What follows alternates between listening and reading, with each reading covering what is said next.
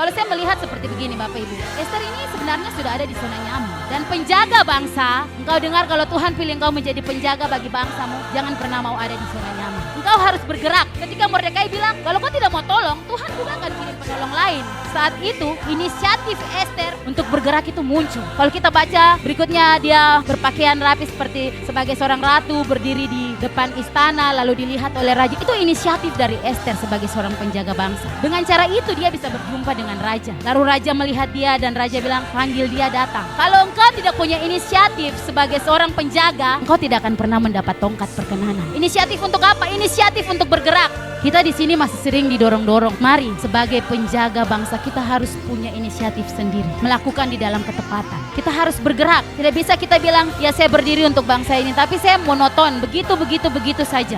Dan saat Ester berjumpa dengan raja, raja mengulurkan tongkat emas atau tongkat perkenanan itu. Ketika Ester mendapat tongkat itu, raja tanya, apa yang kau mau Ester? Ester bilang dia mau mengundang raja dan Haman untuk datang. Dia mau menjamu mereka. Saudara perhatikan, saat itu mungkin bisa saja langsung Ester bilang isi hatinya yang sebenarnya. Bahwa Haman seperti begini, dia mau punya siasat jelek, dia mau menghabisi semua orang Yahudi. Tapi Ester menahan hatinya. Dia bilang dia ingin menjamu Haman dan juga raja.